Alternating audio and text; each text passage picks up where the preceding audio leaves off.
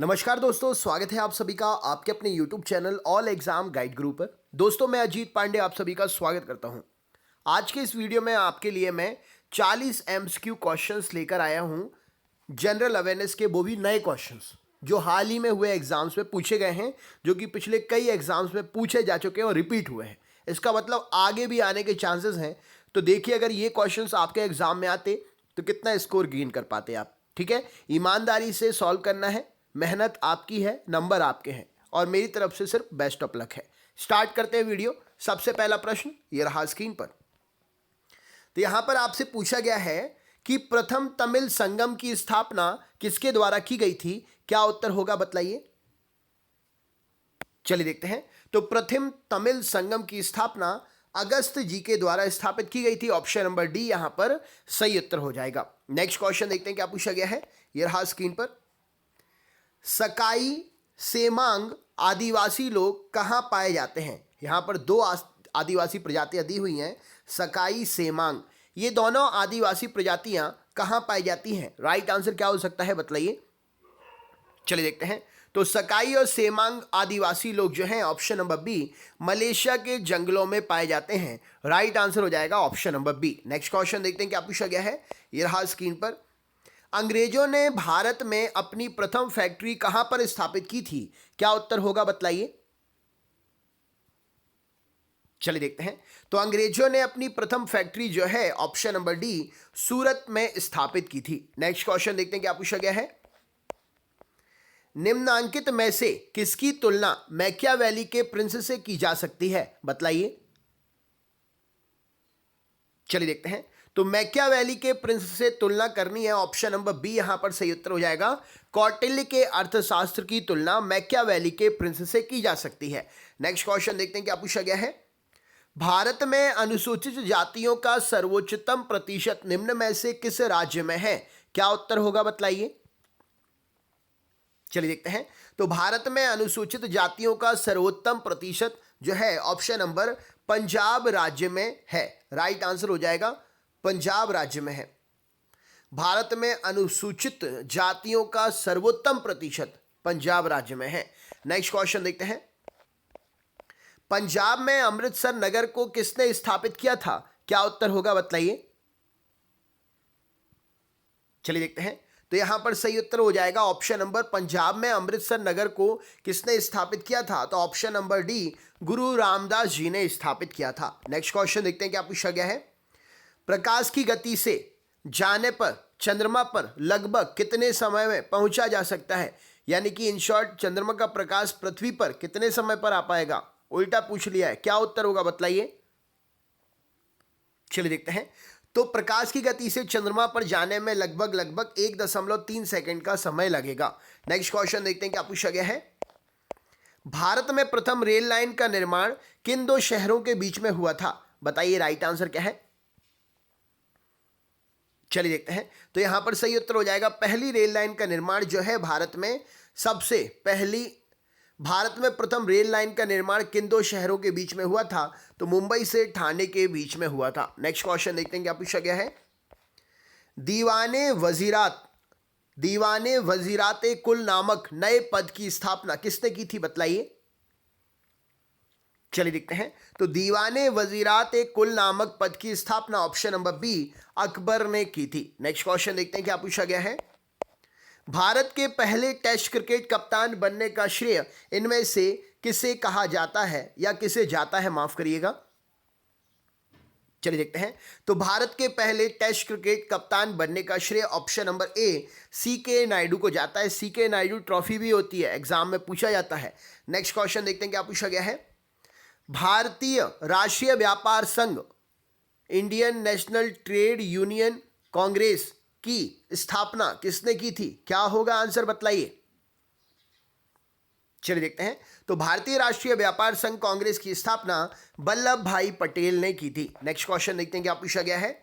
भारत की गिनती जनांकिकी लाभांश, डेमोग्राफिक डिविडेंड वाले देशों के रूप में की जाती है।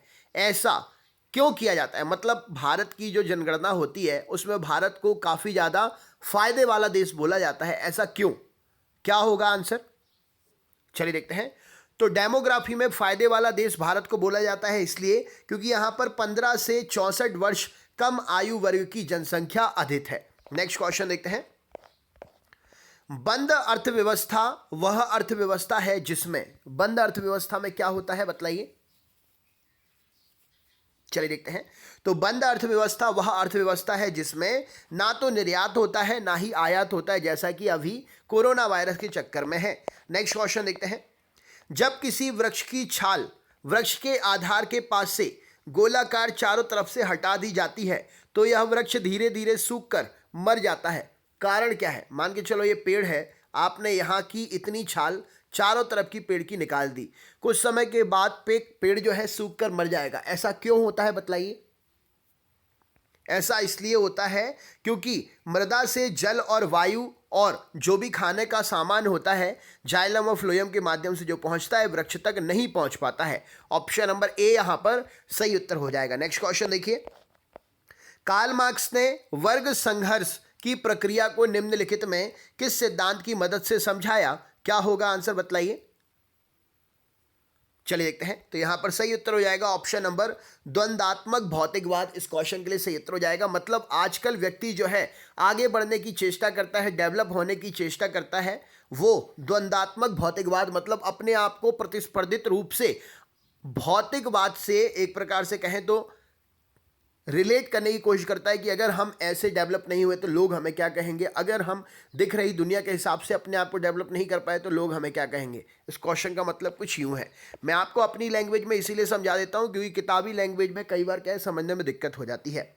एक नाभिकीय रिएक्टर में भारी जल का काम क्या होता है बतलाइए। चलिए देखते हैं। तो एक नाभिकीय रिएक्टर में भारी जल का काम होता है न्यूट्रॉन की गति को धीमा करना, कम करना। नेक्स्ट क्वेश्चन देखते हैं। भारत की संचित निधि से निधि निकालने के लिए निम्न में से किसका अनुमोदन अनिवार्य है बतलाइए। चलिए देखते हैं। तो भारत की संचित निधि में से निधि निकालने के लिए भारत की संसद का अनुमोदन अनिवार्य है। नेक्स्ट क्वेश्चन देखते हैं। यदि वार्षिक संघीय बजट लोकसभा द्वारा पारित नहीं होता तो क्या होता है?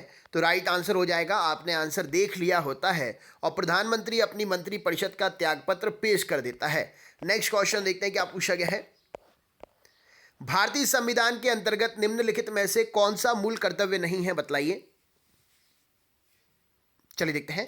तो भारतीय संविधान के अंतर्गत मूल कर्तव्य ऑप्शन नंबर ए लोक चुनाव में मतदान करना राइट आंसर हो जाएगा। ऑप्शन नंबर ए सही उत्तर हो जाएगा। भारतीय संविधान के अंतर्गत निम्नलिखित में से कौन सा मूल कर्तव्य नहीं है? लोक चुनाव में मतदान करना। नेक्स्ट क्वेश्चन देखते हैं क्या पूछा गया है। ये रहा स्क्रीन पर। भारतीय स्वतंत्रता आंदोलन के संदर्भ में उषा मेहता क्यों प्रसिद्ध हैं बतलाइए। चलिए देखते हैं। तो भारतीय स्वतंत्रता संग्राम आंदोलन के संदर्भ में उषा मेहता भारत छोड़ो आंदोलन की वेला में मतलब उस समय में गुप्त कांग्रेस रेडियो चलाने हेतु प्रसिद्ध थी। मतलब उसकी जानकारी को एक जगह से दूसरी जगह पहुंचाने के लिए काफी ज्यादा इन्होंने हेल्प की। नेक्स्ट क्वेश्चन देखते हैं। अगला क्वेश्चन कुछ इस प्रकार है।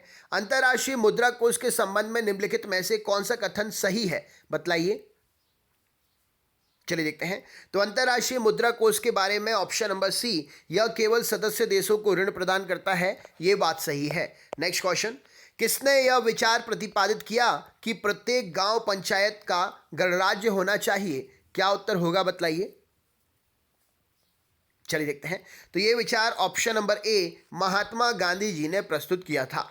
नेक्स्ट क्वेश्चन देखते हैं क्या पूछा गया है। किसको भारत का उद्धारक व स्थानीय स्वशासन का जनक कहा जाता है बतलाइए। चलिए देखते हैं। तो भारत का उद्धारक और स्थानीय स्वशासन का जनक option number C Lord Ripon को कहते हैं। नेक्स्ट क्वेश्चन देखते हैं क्या पूछा गया है। आधुनिक पंचायती राज व्यवस्था का जनक किसे कहा जाता है बतलाइए। चलिए देखते हैं। तो आधुनिक पंचायती राज व्यवस्था का जनक option number B Rajiv Gandhi को कहा जाता है। नेक्स्ट क्वेश्चन देखते हैं। किसने पंचायती राज को आधुनिक लोकतंत्र की पाठशाला कहा था बतलाइए।